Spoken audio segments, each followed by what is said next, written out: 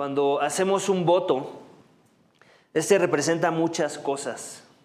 Representa lealtad, representa devoción, representa consagración, representa pertenencia, representa obediencia, representa amor, representa relación, entre muchas otras cosas.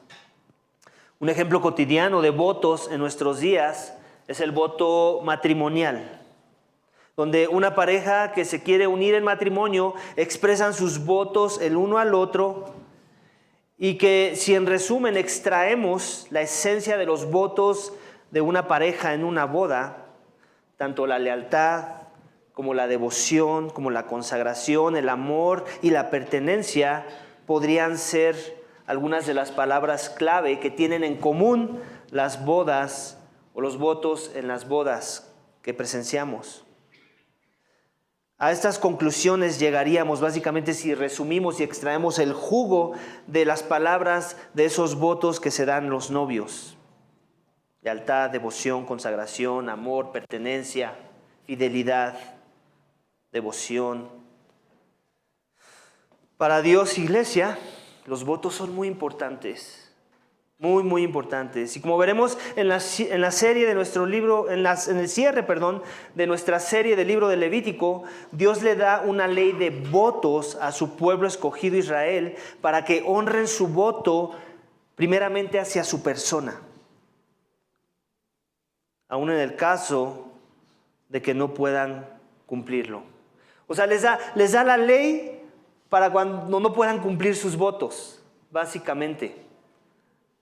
Asumiendo o infiriendo que son caídos, que tienen todo tipo de tentaciones, de debilidades, de luchas con el pecado y que los ama tanto y ama tanto su lealtad de pacto con ellos que les da una salida, Les da una salida al no poder guardar sus votos debido a que la carga de guardarlo se vuelva muy pesada. Y eso habla de un Dios misericordioso, por un lado. Pero por otro lado también habla de un Dios que toma muy en alto los votos. En verdad los quiere honrar y quiere que los honremos aún en nuestra debilidad, aún en nuestra deficiencia para guardarlos. En otras palabras, Dios les dará una salida con opción de redención ante la deficiencia de consagración de Israel para con su Dios. Una salida como una salida de emergencia, como una salida de escape. En el contexto claro en el que ellos hacían sus votos con su Dios, con aquel del cual eran su posesión. Hemos estado viendo esta idea de la posesión del pueblo para con su Dios. El título de mi mensaje es el siguiente: el Dios Santo que da redención ante la deficiente consagración de su pueblo. El Dios Santo, voy a repetirlo nuevamente, perdón, ando un poco mal de la garganta. El Dios Santo que da redención ante la deficiente consagración de su pueblo. En nuestro texto, iglesia, veremos cómo Dios da a Israel varias oportunidades para redimir sus votos, debido a que ellos tienen votos que se están convirtiendo en deficientes o que están siendo incapaces de cumplirlos en su totalidad. Y veremos cómo estos votos insuficientes apuntan a nuestra necesidad de redención por parte de Dios, quien tiene la expectativa de una consagración fiel y total de su pueblo hacia su persona. Él tiene esa expectativa. La primera salida para romper los votos se las da con respecto a los votos de personas y animales, que es el primer subénfasis de nuestro texto esta mañana. Votos de personas y animales que vemos en versículos 1 al 13 de nuestro texto esta mañana. Vamos a leerlo nuevamente, iglesia. Versículos 1 al 13, votos de personas y animales. Capítulo 27 del libro de Levítico. El Señor habló de nuevo a Moisés: di a los israelitas, cuando un hombre haga un voto difícil de cumplir, ahí está la palabra clave, difícil de cumplir, él será evaluado según tu evaluación de personas pertenecientes al Señor. Si tu evaluación es de varón de 20 años de 20 hasta 60 años, entonces tu valuación será 50 siclos, 570 gramos de plata, según el ciclo del santuario. O si es de una mujer, tu valuación será de 30 siclos. Si es una persona de 5 hasta 20 años, entonces tu valuación será de 20 siclos para un varón y de 10 siclos para una mujer. Pero si son de un mes hasta 5 años, entonces tu valuación será de 5 siclos de plata para el varón, y para la mujer tu valuación será de 3 siclos de plata.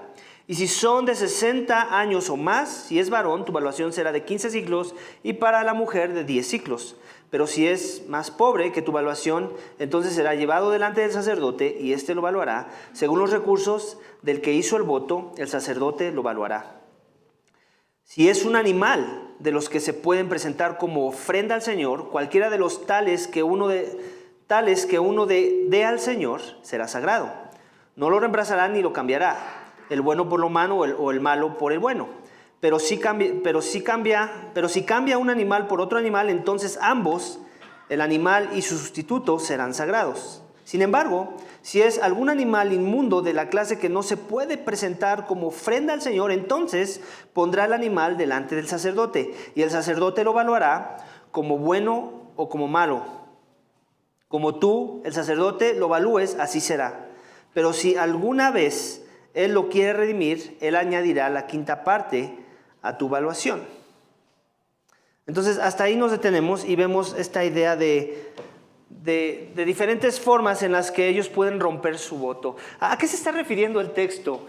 No estamos hablando aquí de, como en los tiempos de la esclavitud, ¿no? De que estuvieran comprando o negociando los precios por las personas. Simplemente en el contexto, acuérdense que ¿quiénes eran los encargados de administrar el templo de una manera especial? Los levitas, la tribu levítica. Pero obviamente no necesariamente ellos hacían todas las tareas del templo. Había algunas tareas que podían ser consideradas para otras personas que no necesariamente eran sacerdotes, como por ejemplo recoger las cenizas de haber hecho bastantes sacrificios, o hacer la limpieza de algunos de los instrumentos que se podían tocar y que no necesariamente tenían que ser con una función sacerdotal. Cualquier aspecto de arreglo, barrer, o sea, cosas simples que se necesitan cuando tienes un recinto que se empolva, que necesita diferentes tipos de arreglos conforme se deterioran las cosas. Hay personas que decían, yo quiero entregar mi tiempo en devoción a las cosas del templo. Algo así como los que estamos familiarizados con la fe católica romana. Tú sabes que están los monaguillos y gente así que de alguna forma especial se quieren consagrar al servicio del servicio que tiene la Iglesia Católica. Y eso también podemos hablar de que eso también suceda en la Iglesia evangélica que nosotros somos. Gente que diga, no, yo quiero dedicar un día martes completo a las cosas de la iglesia, y hemos tenido gente aquí que ha hecho ese tipo de cosas, gente que tiene vacaciones y me voy a atrever a decir un nombre y espero no se enoje después conmigo por haber dicho ese nombre. Mireya, por ejemplo, luego ha tenido vacaciones y me dice, hey pastor, ¿qué necesitas? Y luego viene a pintar Mireya y después ves las paredes muy así como resplandecientes. Es porque Mireya de alguna forma hizo un voto, ¿no? hacia Dios para el servicio de su iglesia, ¿no? Y eso es algo bueno. Eso es algo que glorifica a Dios, que beneficia a los santos y que mantiene el propósito por el cual nos reunimos en este lugar, que es un lugar agradable, es un lugar que nos permite congregarnos y que nos permite tener comunión los unos con los otros en la comodidad aceptable en la que nos encontramos, ¿cierto? Entonces ese es un ejemplo que te estoy dando, y otra vez espero, Mireya, no, al rato no me eches bronca, ¿no? La idea es también de alguna forma sí reconocer las evidencias de gracia en las vidas de las personas. ¿Por qué no? Y ese también puede ser tú, así que no te pongas celoso. Ahí tenemos pintura, tenemos muchas brochas, nada más es cosa de que levantes la mano. Pero esa es la idea. Quise usar la ilustración para que te dieras la idea del contexto de Israel. Había personas que decían, yo le entro a esto y quiero dedicar mi vida en devoción cierto determinado periodo de tiempo, lo que sea, y después resultaba que como que se daban cuenta que no era lo que esperaban o que se comprometieron más de lo que debían de haberse comprometido y de alguna forma ellos ya habían dicho, ahora sí que querían hacer valer su palabra. En el contexto de Israel, acuérdate que no había contratos, o sea, tu palabra era tu contrato. Tu sí era sí y tu no era no, y básicamente era como si hubieras firmado un contrato en el contexto de Israel. Y la idea era esa, que si ya habías abierto tu boca, por decirlo así, para comprometerte a algo, ahora tenías que cumplirlo. Y obviamente sabemos que como seres que somos, débiles, como personas que somos a veces cambiantes, Dios no cambia, nosotros sí cambiamos. Tal vez fue un momento de esos de emocionalismo en el que alguien dijo, yo le entro con todo todos los días, viernes, para limpiar las cosas del templo, y a la mera hora la persona empezó a dejar de venir los viernes o empezó a poner excusas que no eran excusables. Y entonces Dios lo que está haciendo en su misericordia es, mira, tu voto importa, tu palabra cuenta. Para mí es muy importante los votos, pero también soy un Dios misericordioso. Y no te voy a destruir por no cumplir tu voto, más bien te voy a dar una salida. Y de eso estamos hablando en el texto, Dios dándole salida al pueblo de Israel cuando ellos habían consagrado ya sea su tiempo, ya sea un animal para el beneficio del templo. ¿Cómo puede beneficiar un animal para el servicio del templo? Pues obviamente ¿de qué obtenemos de los animales? Pues comida, ¿cierto? ¿Y qué se puede hacer con esa comida? Pues se vende. ¿Y qué se hace con ese dinero? Pues entra al templo para su manutención. Obviamente, en el contexto en el que se lo está diciendo todavía no existe el templo. Ahorita estamos hablando del tabernáculo. Y aún esa tienda que Dios les pidió diseñar, construir, que representa las cosas de arriba, ya de por sí necesitaba algún tipo de mantenimiento. Queremos hacer esa asunción. ¿Cuánto más cuando viniera el templo, cierto? Entonces se necesita dinero, se necesitan recursos, y básicamente el pueblo de Israel entendía eso, y por eso daban su tiempo en devoción para servir en las tareas, para limpiar, para aligerar las cargas de los sacerdotes, por decirlo así. Pero también donaban animales que iban a obtener algún beneficio financiero para el templo. Pero también vamos a ver más adelante que donaban no nada más su tiempo y animales, donaban casas, donaban terrenos. Entonces, eso lo vamos a ver en el segundo énfasis, pero la idea es esta. Y no quiero entrar en los detalles de mira lo que tenían que dar y todo. Obviamente todo tenía que ver también no porque hubiera más valor del hombre con la mujer, porque esa impresión te puede dar, ay, ¿por qué con el hombre había que dar más y con la mujer menos? Obviamente sí tenían un valor que tener mucho cuidado con mis palabras porque aquí hay muchas mujeres, sí tenían un valor de que el hombre tiene más fuerza, ¿cierto? Entonces una mujer va a poder cargar un costal de 10 kilos de ceniza, de los sacrificios, y un hombre se va a poder echar encima uno de 20. ¿Okay? Entonces la mera lógica del argumento demandaba que el hombre que se comprometió en devoción a servir al templo y que a la mera hora se quiere echar para atrás, ahora tiene que, ahora sí que el templo está perdiendo más en beneficio de la labor de esa persona, y por eso es que la persona tiene que dar más para ser redimido de esa función o de ese compromiso, ese voto que hizo para el Señor. ¿Hace sentido en esa dirección? Entonces las está protegiendo de alguna forma el texto a las mujeres de que tengan que tratarse como igual en esa dirección de servicio, ¿no? por la función de carga que puede representar el hombre en este ejemplo que te estoy dando. Y como esas podemos imaginarnos muchas otras, ¿no? Esa es la idea. Pero básicamente el principio es ese. Hacemos votos de compromiso con Dios. Y eso sigue sucediendo hasta nuestros días. Ya te di un ejemplo con Mireya, pero podemos sacar muchos otros ejemplos. Y no nada más Mireya ha hecho eso. Yo sé que muchos de ustedes han puesto su vida en devoción. Ahorita, otro ejemplo, los residentes pastorales, los que están de tiempo completo, han dado su vida en devoción por un año para el estudio de la palabra, para ser minuciosos en profundizar en la Escritura. ¿Con qué esperanza? Con la esperanza de un día tal vez pastorear el rebaño de Dios y poder colaborar junto conmigo en el cuidado de las almas. Ese es un tipo de voto, ¿cierto? Que obviamente, ¿qué sucedería si estuviéramos en los tiempos de Israel y uno de ellos dice, no, ¿sabes qué? Son muchos libros que leer, Omar. Me dijiste que íbamos a leer libros, pero no pensé que uno cada mes, más lo que nos agregas en el camino. Y la salida, si estuviéramos viviendo en los tiempos de Israel, sería pues, cáele con tus 50, ¿cómo se llama? Ciclos ¿no? Ese sería el contexto si estuviéramos en los tiempos de la teocracia que vivía Israel en su momento. En nuestro contexto sería, pues, eso revela que no ha sido, Dios no te está llamando al ministerio porque no quieres seguir por este proceso, ¿no? Básicamente esa sería la única consecuencia, ¿no? Pero la idea es esa, otra vez, lo que queremos profundizar es los votos para Dios importan. Tu compromiso importa. Y por lo mismo tenemos que pesar muy bien nuestras palabras, no ser emocionales a la hora de considerar nuestra adoración y nuestra devoción a Dios, nuestra consagración a Dios. ¿Qué es lo que significa ser santos? Como Dios es santo, es que nos consagramos a Él como Él mismo se consagra a sí mismo. Si hay una persona en todo el universo que tiene el único derecho de consagrarse a sí mismo, es Dios. Y nosotros, como su creación, somos llamados no a consagrarnos a nosotros mismos, porque eso sería idolatría de nosotros mismos. Somos llamados a consagrarnos a Dios. Y eso es lo que revela que estamos queriendo vivir el llamado a la santidad. Alguien que se consagra a Dios es que entiende que su tiempo no le pertenece, que sus posesiones no le pertenecen, que en el contexto de ellos sus animales no le pertenecían, y buscaban tiempos de devoción a Dios en las funciones que los acercan a Dios. Y básicamente esa sigue siendo la idea con nosotros. ¿Cómo está tu devoción?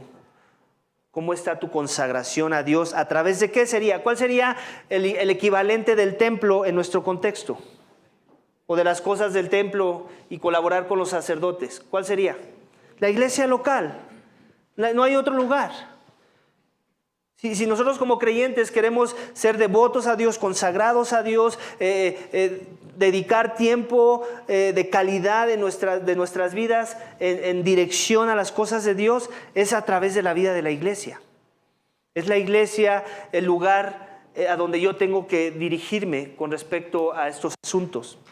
Y obviamente me emociona cuando gente como Mireya quiere agarrar una brocha y pintar, porque eso aligera las cargas de esa labor que se necesita. ¿Por qué? Porque se deterioran las cosas, ¿cierto? Pero también nos desanima cuando ¿qué?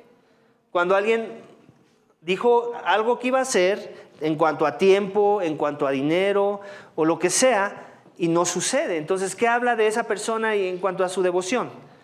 Pues que es defectuosa, que fue débil, que fue muy apresurada, que no contó el costo de esa devoción.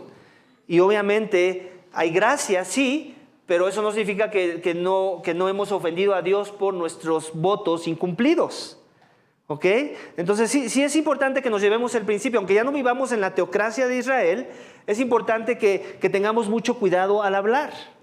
Dios quiere que nos llevemos ese principio a casa. ¿Cómo en el contexto del nuevo pacto, en la sangre de Cristo, tengo que seguir viviendo a la luz de este principio y tener mucho cuidado de no hablar de más, de no ofrecer dinero de más, de no involucrarme de más a cosas que después no me voy a poder involucrar, por verme espiritual a veces es mi pecado el que me lleva a esos lugares, ¿cierto? No, sí, cuando el pastor diga, yo levanto la mano, cuando el pastor diga que necesitamos acá, yo siempre voy a estar ahí. No, si no puedes, no lo hagas. Glorificas más a Dios en tu carencia en el servicio, que queriendo estar metiendo las manos en todo lugar y al final no cumpliendo en nada o no colaborando con la expectativa que se tenía de tu persona. ¿Sí se entiende? Otra vez, no me tuerzan la invitación. La invitación es a que te comprometas con Dios. A que en la medida de lo posible, conforme avanzas en tu relación con Dios en la línea del tiempo, cada vez seas una persona más comprometida, más devota, más consagrada a las cosas de Dios. Esa es la expectativa que Dios tiene de ti. Pero también te está poniendo una advertencia. No lo hagas nada más por hacer o por emocionalismo o por sobreespiritualizar las cosas. Cuenta el costo. Hay que contar el costo y hay que revelar el carácter de Dios en nuestras vidas en cumplir eso a lo que nos comprometimos, ¿cierto? Al final sabemos que siempre va a haber gracia, pero no abusemos de la gracia. No porque de todos modos sé que hay gracia y estamos en un mejor pacto que el que Israel, ni siquiera tengo que sacar dinero del bolsillo para enmendar mi voto que sea roto. No por eso significa que podemos ir en un libertinaje, vamos. El principio tiene que seguir siendo honrado. Sí ayuda que veamos esa perspectiva de las cosas. Otra vez, ¿con quién estamos tratando? Con Dios, con la persona que te creó para su gloria. Y todo lo que digamos que vamos a hacer para Él, deberíamos esforzarnos fuertemente en cumplirlo. Aún en esas ocasiones, cuando pensamos que hablamos de más, dijimos, pues órale, Dios me quiere enseñar algo por haber hablado de más, pues ahora cuánto más me comprometo. Tal vez Dios quiere que deje de hacer unas cosas que no son tan importantes en mi vida, para que me enfoque en las cosas que son más importantes para mi vida, que en este caso es devoción y consagración a sus cosas, a las cosas del reino. Busca primeramente el reino y su justicia, dice, el reino de Dios y su justicia, ¿y qué dice después? Todo lo demás nos va a ser añadido. Entonces no tienes nada que perder de todas formas, tienes todo que ganar, amén. Entonces vamos al siguiente subénfasis, que tiene que ver con los votos de casas y tierras, que básicamente es la misma idea, pero hay que leerlo porque predicamos expositivamente, amén. Versículo 14 al 25. Si un hombre consagra su casa como cosa sagrada al Señor, el sacerdote la evaluará como buena o como mala, como el sacerdote la evalúe. Así será. Pero si el que la consagra quisiera redimir su casa, añadirá a tu validación la quinta parte del valor de ella, y así será suya. También, si un hombre consagra al Señor parte de las tierras de su propiedad, entonces tu valuación será en proporción a la semilla que se necesite para ella. Cada homer, 220 litros de semilla de cebada a 50 siclos de plata. Si consagra su campo durante el año del jubileo, conforme a tu evaluación quedará. Pero si consagra su campo después del jubileo, entonces el sacerdote le calculará el precio en proporción a los años que quedan hasta el año del jubileo, y será rebajado de tu evaluación.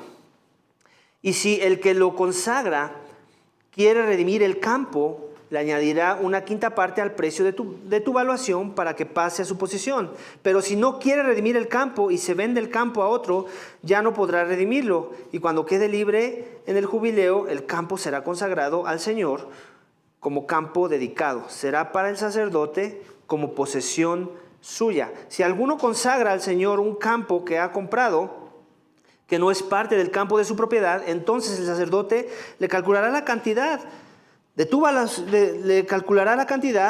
valuación hasta el año del jubileo, y en ese día dará tu valuación como cosa consagrada al Señor. En el año del jubileo el campo volverá a aquel quien lo compró, a quien pertenece la posesión de la tierra. Toda valuación que haga será conforme al ciclo del santuario. 20 geras son un ciclo, que es 11.4 gramos de plata. Entonces, ese es el segundo subénfasis, la idea de la consagración o los votos de casas y tierras, que básicamente ya lo expliqué todo, sigue siendo la misma idea. Aquí ya no estamos hablando ya no estamos refiriéndonos al tiempo de la persona en devoción a las cosas del templo o a sus animales, que son seres vivos ambos, ¿cierto? Estamos hablando de las cosas que no son seres vivos, pero que son posesiones de los israelitas, y que querían dar en consagración a las cosas de Dios. Y ejemplos de eso los podemos ver también en nuestros días. Yo conozco iglesias, por ejemplo, que tienen su propia propiedad, y es de ellos, y mucho del por qué la pudieron construir es porque alguien tenía por ahí un terrenito y dijo, hey, yo lo quiero donar para las cosas de la iglesia, y entonces la iglesia dijo, pues muchas gracias, hermano, y después se juntaron todos para empezar a construir y a diseñar los planos de lo que iba a ser el edificio de la iglesia. Y esos son ejemplos. Obviamente en nuestro contexto, en el contexto de ellos, pues igual, la misma idea. ¿Qué es lo que daba un campo? Pues un campo podía sembrar, y el producto o la ganancia de esa siembra iba para el templo, para las mejoras del templo, para la manutención del templo, y básicamente es la misma idea. Ellos consagraban sus posesiones, no los veían como que les pertenecían a ellos, más bien se veían como mayordomos de esas posesiones, y ya vimos que con sus posesiones no nada más tenían que ayudar a su prójimo. Aquí estamos viendo la perspectiva de que lo podían consagrar al templo mismo, a las cosas que Dios usaba en el templo para sostener el sistema de sacrificios que básicamente era la manutención del templo. Entonces vemos la misma idea. La gente está dando sus recursos, sus tierras, sus casas, y tienen ese mismo fin, que el producto, cualquier ingreso que pueda venir de ellas, pues sirva al propósito de aumentar las finanzas que después van a servir para poder cubrir gastos que produce el mantener básicamente una carnicería a gran escala, ¿cierto? Para comprar utensilios, que eso era el templo, era una carnicería a gran escala y ahí estaba la presencia de Dios, ¿cierto? Entonces, básicamente esa era la idea y el principio sigue siendo el mismo, ¿no? O sea, podemos cometer el error de tener votos hacia el compromiso y la devoción y la consagración a las cosas de Dios con nuestras propias vidas. Lo podemos hacer con nuestras pertenencias como animales, pero también con nuestras posesiones, ¿no? Y tengamos mucho cuidado con eso. Eso incluye el dinero mismo. Yo tengo un ejemplo de una persona que ya no está aquí, no se preocupen por eso, y en algún momento en el pasado, cuando no éramos una iglesia que tenía tanto dinero, no que ahorita sí lo tengamos, pero antes teníamos muchísimo menos, una vez al año hacíamos una ofrenda especial, y en una de esas ofrendas especiales dijimos, hey, y si no tienes dinero ahorita, pero sabes que lo vas a tener para dar en devoción a la suma que queremos juntar para tener un colchón y poder hacer gastos del ministerio para todo el año, pues puedes poner algo así como un vale. Y la persona hizo su vale y todo, y pues se veía generoso ese vale. Yo dije, oh, ok, wow, ¿no? Pero ya después, y bueno, yo no me enteré del vale, me enteraron después los encargados de finanzas que aquí había un vale que todavía no había sido pagado y ya habían pasado pues bastante tiempo, ¿no? Entonces me decían, ¿qué hacemos? Y yo pues quiero pensar que la persona hizo un voto genuino, real y consciente, pues acérquense a la persona y pregúntenle qué hacer con el vale, ¿no? Lo destruimos, lo va a dar y todo. Al final la persona no lo dio. O sea, hizo un vale, hizo un voto, ¿no? De algo que nadie estaba obligado a dar, por cierto. O sea, no éramos así que tienes que dar algo, si no aquí te vas a ir al infierno, cosas así, ¿no? No, en realidad no. O sea, en realidad era, hey, creo que esta es la necesidad de la iglesia, no tenemos dinero suficiente para proponer cosas para el ministerio a lo largo del año. Quien le quiera entrar, hey, ahí está la opción de hacerlo, ¿cierto? Y la persona lo hizo, pero al final no cumplió. Malo por esa persona, ¿cierto? Porque otra vez, es como el ejemplo de Ananías y Zafira. ¿Quién está familiarizado con ese ejemplo de Hechos? Nadie se lo pidió, no estaba obligado a hacerlo, lo hizo y de todos modos no cumplió con su promesa o con su voto a Dios, porque al final era un voto para Dios, era para el servicio del templo, de la iglesia, y no se estaba cumpliendo. Y te digo ejemplos como este para que veas cómo podemos caer en eso, ¿no? Porque ni siquiera te estoy revelando la identidad de la persona, pero la idea es que sucede en nuestros días. Tengamos mucho cuidado de levantar la mano para decir que vamos a hacer algo, que vamos a dar algo para la iglesia y después no cumplirlo. O sea, eso revela mucho de cómo está nuestra adoración. En verdad, cuánto de lo que hacemos o decimos está nada más queriendo proyectar una espiritualidad que no tenemos. Tengamos mucho cuidado con eso. No hay necesidad de hacer eso. Dios no nos salvó porque le vamos a dar o le vamos a dejar de dar. Dios nos salvó a pesar de que no hicimos nada bien, a pesar de que rompimos todos nuestros votos, a pesar de que no nos consagramos en la forma en la que Él tenía la expectativa que consagráramos nuestras vidas a su persona. Amén. Entonces, por eso doy el ejemplo y te lo doy pues para que lo aterrices en la aplicación personal.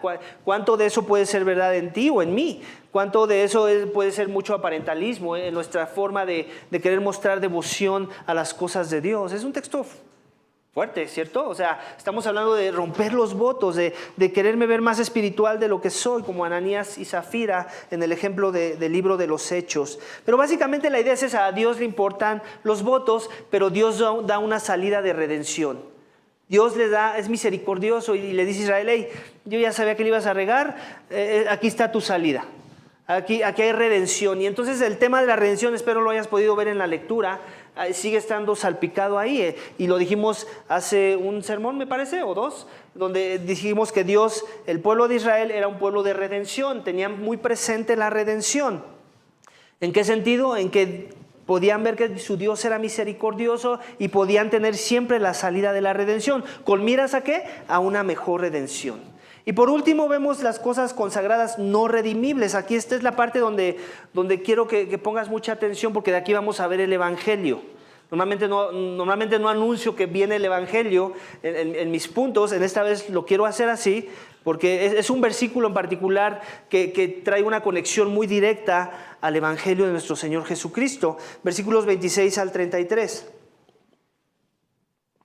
Sin embargo, el primogénito de los animales, que por su primogenitura pertenece al Señor, nadie puede consagrarlo, ya sea buey u oveja, es del Señor. Pero si está entre los animales inmundos, entonces lo redimirá conforme a tu valuación y le añadirá a ella una quinta parte. Pero si no es redimido, será vendido conforme a tu valuación. Sin embargo, cualquier cosa dedicada a que alguien separe para el Señor de lo que posee, sea hombre o animal o campos de su propiedad, no se venderá ni redimirá. Toda cosa dedicada es santísima al Señor. Ninguna persona, aquí está, versículo 29, ninguna persona que haya sido dedicada como anatema será redimida, ciertamente se le dará muerte. Así pues, todo el diezmo de la tierra, de la semilla de la tierra o del fruto del árbol es del Señor, es cosa consagrada al Señor. Y si un hombre quiere redimir parte de su diezmo, le añadirá la quinta parte. Todo diezmo del ganado o del rebaño, o sea, de todo lo que pasa debajo del cayado, la 10ª cabeza será cosa consagrada al Señor. No debe considerar si es bueno o malo, tampoco lo cambiará. Si lo cambia, tanto el animal como su sustituto serán consagrados. No podrán ser redimidos. Y termina diciendo, estos son los mandamientos que el Señor ordenó a Moisés para los israelitas en el monte Sinaí. El último subénfasis de nuestro texto esta mañana es que las cosas consagradas no redimibles. O sea, había cosas redimibles, como acabamos de leer, con respecto a las casas, las tierras, los animales, las personas mismas que se consagraban en devoción al templo, pero también hay una lista de cosas no redimibles que nos está dando y nos da algunos ejemplos con respecto al diezmo, por ejemplo, y cosas así. Pero el que me llama la atención y con el que quiero que hagas una conexión al Evangelio es el versículo 29. Ninguna persona que haya sido dedicada como anatema será redimida. Ciertamente se le dará muerte.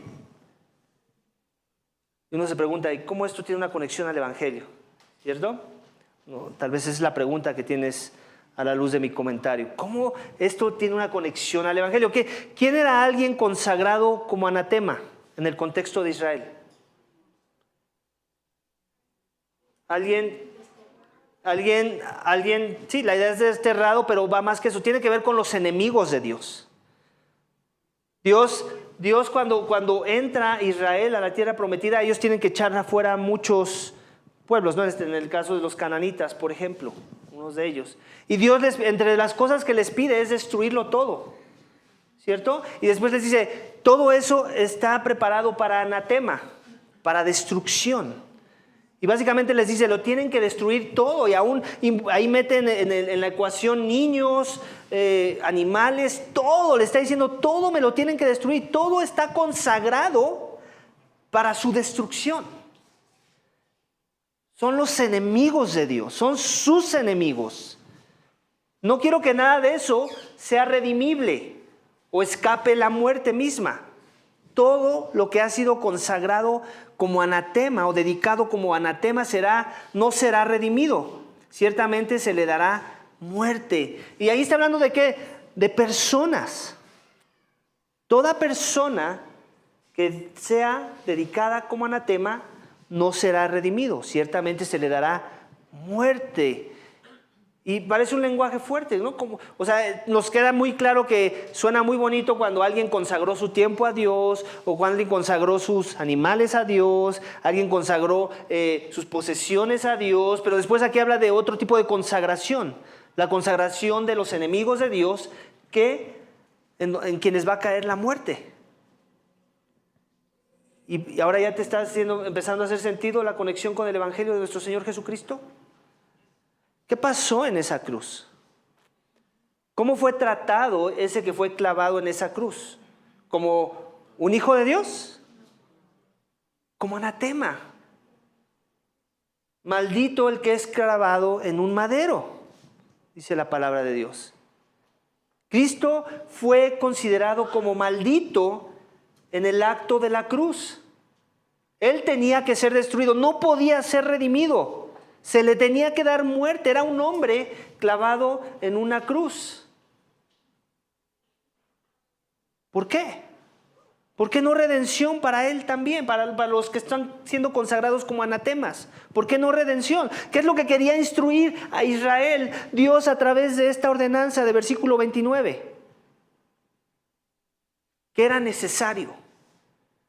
Ahí no había salida de escape. Ahí no había echarse para atrás.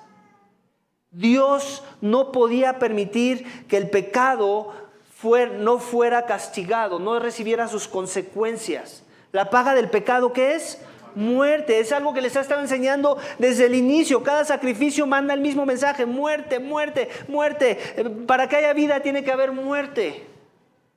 Y básicamente esa es la idea. Nuestro Señor Jesucristo está ahí en versículo 29. Él padeció nuestro castigo. Él se hizo maldición por nuestros pecados, para que nosotros pudiéramos ser libertados, para que pudiéramos tener la redención de nuestras almas, para que nuestras almas pudieran ser rescatadas de la maldición que merecíamos por no haber vivido vidas consagradas a Dios. Él fue dedicado como anatema para traernos vida. En otras palabras, Cristo es mi perfecta consagración, iglesia.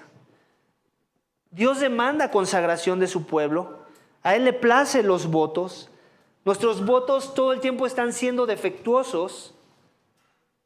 ¿Quién puede decir aquí y levantar la mano y decir que hemos guardado el voto de que hemos amado a Dios con todo nuestro corazón, con toda nuestra alma, con toda nuestra mente y con todas nuestras fuerzas? ¿Quién aquí puede levantar la mano y decir: ese soy yo? Si la levantas, quiere decir que no entiendes nada de lo que significa esa frase. Nadie se puede atrever a hacer esa declaración, mucho menos adjudicarla a su persona, a su conducta, a su manera de vivir. ¿Quién ha amado a su prójimo perfectamente como a sí mismo? Deseando siempre lo mejor para los demás, poniéndolo siempre en primer lugar, siempre sacrificándolo todo para que los demás estén bien. ¿Quién aquí puede levantar la mano en esa dirección? Son mandatos que demandan una devoción, que demandan consagración. Ninguno de nosotros lo hemos logrado. En otras palabras, tú y yo hemos caído de la gracia de Dios. Tú y yo merecemos el juicio divino por no haber vivido el estándar de perfección para el cual Dios nos creó. Dios nos creó para su gloria. Dios nos creó con un estándar de santidad y tú y yo no lo pudimos vivir. Ni lo podemos vivir. Ni lo podremos vivir. Con ese estándar tan alto vamos. No que no somos llamados a vivirlo, pero no lo vamos a vivir en la expectativa de Dios. Y por eso es que merecemos ser consagrados para destrucción. Porque hay muchas direcciones en las que hemos vivido como enemigos de Dios. Hostiles a Dios. Rebeldes a su voluntad. Rebeldes a su palabra. Eso por automático nos declara dignos de ser consagrados para la destrucción.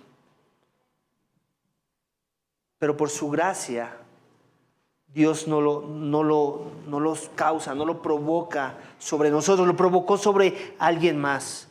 El Cordero de Dios que quita los pecados del mundo. Aquel que se hizo anatema por nosotros para que nosotros pudiéramos ser librados de las consecuencias del pecado. La paga del pecado, ¿qué es, iglesia? Muerte. Su vida siempre fue en perfecta lealtad, en devoción, en consagración, en pertenencia, en obediencia y amor a su Padre. Incluso, iglesia, en el momento de su vida donde parecía que le estaba siendo difícil cumplir su voto para la redención de las almas, no dio paso atrás y cumplió su misión en devoción y consagración a la obra para la que había sido enviado. ¿Recuerdas? En el jardín del Getsemaní, cuando Cristo fue probado. Cuando Cristo fue tentado y dijo: si fuera tu voluntad, pasa de mí esta copa. ¿Qué había en esa copa, iglesia? La ira misma de Dios, la copa de la ira. Él estaba a punto de experimentar, él sabía que estaba a punto de experimentar esa condenación, ser declarado anatema, consagrado para la destrucción. No eran las bofetadas como muchos queremos ver. No, pues es que él era humano y le estaban dando miedo las bofetadas. Imagínate los latigazos. No iba por ahí, iglesia. Eso era lo menos doloroso en la perspectiva de Cristo en su camino a la cruz. No eran los gritos, los insultos, el maltrato, las difamaciones. Era recibir la ira santa de un Dios santo airado por el pecado. Por primera vez en la historia de la deidad, que suena raro historia porque Él no tiene principio ni fin, pero para que se entienda nuestro lenguaje, por primera vez en la historia de la deidad, el Hijo iba a experimentar una separación con el Padre. El Padre no iba a ver al Hijo con el amor eterno con el que siempre lo ha visto, lo iba a ver con el desprecio de alguien que es digno de ser consagrado para la destrucción. Eso es lo que significa que Cristo llevó nuestras transgresiones, que Él tomó nuestro lugar. Eso era lo que tú y yo merecíamos por nuestro pecado. Y aquel que ha sido consagrado para la destrucción, que es hombre, no puede escapar su juicio, según versículo 29 de nuestro texto esta mañana. Y ese fue Cristo en tu lugar y en mi lugar, iglesia. Ese es el favor de Cristo para con nosotros que en verdad hemos creído. Esa es la misericordia de Dios a través de la muerte y el sacrificio de Cristo. Ese es nuestro descanso eterno y la paz con Dios. Sí, Dios es un Dios de paz, pero Él tenía que hacer valer su justicia por causa de la maldad y la iniquidad de los hombres, y esos fuimos tú y yo. Cristo es nuestro sustituto, sí, pero no es un sustituto que pagó un precio muy bajo. Es un sustituto que padeció, que se hizo siervo y que fue a sufrir una muerte que Él no merecía. Él vivió la vida perfecta que tú y yo no pudimos vivir. Él pagó el castigo que tú y yo merecíamos. Él hizo un intercambio de justicias. Tu injusticia fue clavada en la cruz porque Él fue tomado como el criminal que merecía ser clavado en esa cruz. Y su justicia por la fe ahora te pertenece esta mañana si en verdad has creído. Ese es el evangelio en el último capítulo del libro de Levítico. En un versículo lo podemos ver. El lenguaje de la redención está ahí. Él no pudo ser redimido para que tú y yo fuéramos redimidos y escapáramos la muerte y la justicia de Dios.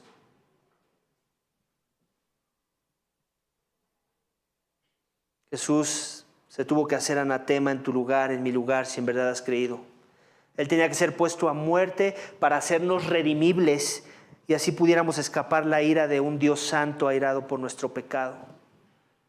Así es que, si puedes ver tu más grande necesidad esta mañana, si puedes ver cuánto mereces la muerte por causa de tu pecado, porque tú no te consagraste a Dios en los términos de Dios, sino viviste según tu parecer, según tu voluntad, según tus deseos, y reconoces que lo que mereces es ser consagrado para la destrucción, pero que alguien puede llevar esa destrucción en tu lugar, entonces ven a Cristo esta mañana. Ven a Cristo. Él va a llevar tu lugar. Si tú te humillas ante Él, si tú te arrepientes por tus pecados y le reconoces como Señor y Salvador esta mañana.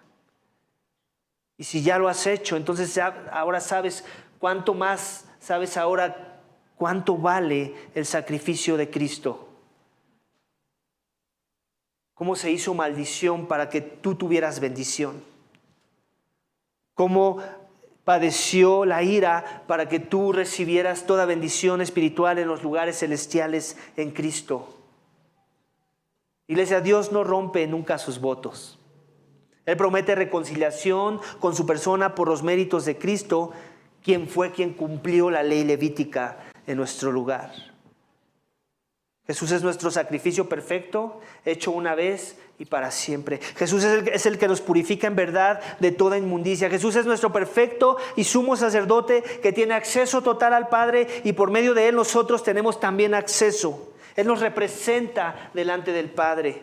La justicia de Jesús es la justicia nuestra ahora. Su vida perfecta ahora nos pertenece por la fe.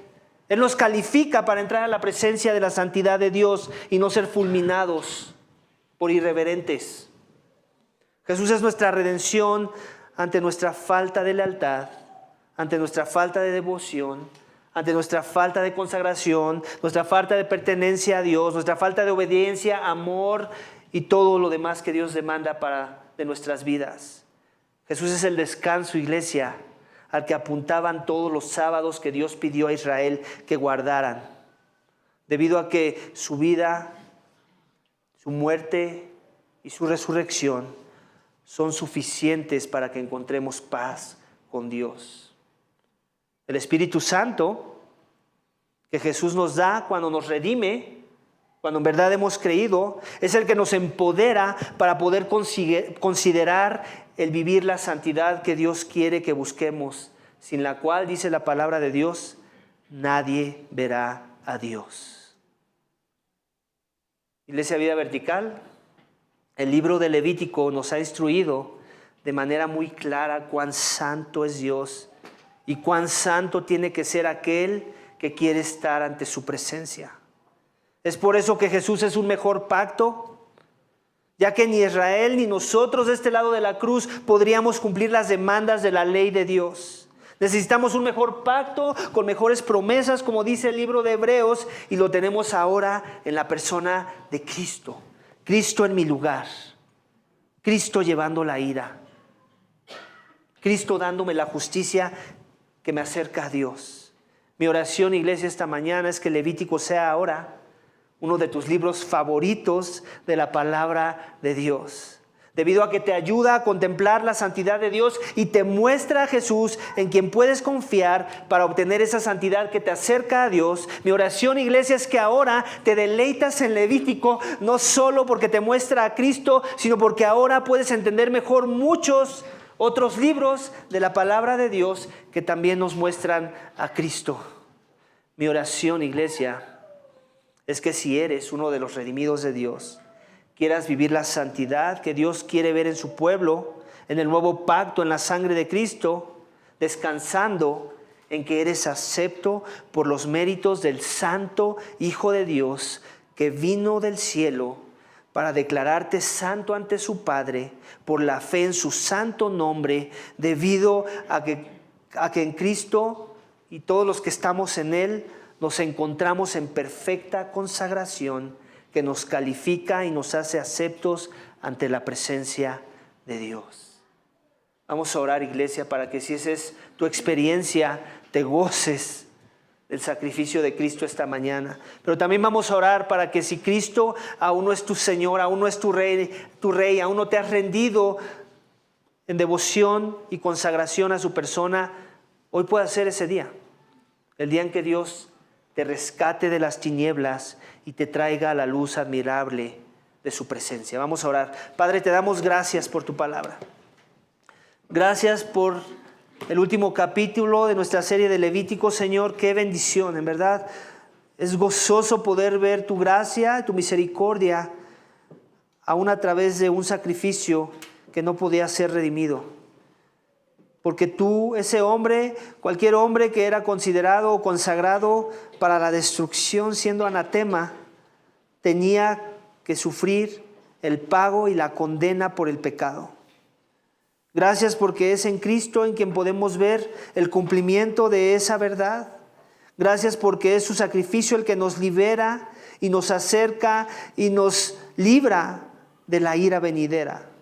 Padre, yo ruego que si aquí esta mañana aún hay alguien que escuchó el mensaje, que no conoce los beneficios de la fe a través de los méritos de Cristo, Padre, que humilles a esa persona y que pueda entender que la ira está sobre su persona en esta mañana. Que sin Cristo la ira está encima de él o de ella y que lo único que es suficiente y útil para que la ira sea removida es Cristo clavado en esa cruz. El Cordero perfecto, el Cordero del sacrificio, el Cordero inmolado que quita los pecados del mundo. Gracias, Señor, porque el Levítico nos muestra de una manera muy amplia cuánto merecíamos la muerte y cuánto Cristo era esencial para escapar esa muerte, Señor. Padre, ayúdanos a vivir para Cristo como consecuencia de esa realidad, para los que ya hemos creído en verdad y para los que no, Padre, abre sus mentes, abre sus corazones, humíllalos ante su pecado y ayúdalos a considerar tus caminos y tu salvación en tus términos y para tu gloria. Todo esto te pedimos y te damos gracias en el nombre de tu Hijo amado Cristo Jesús. Amén.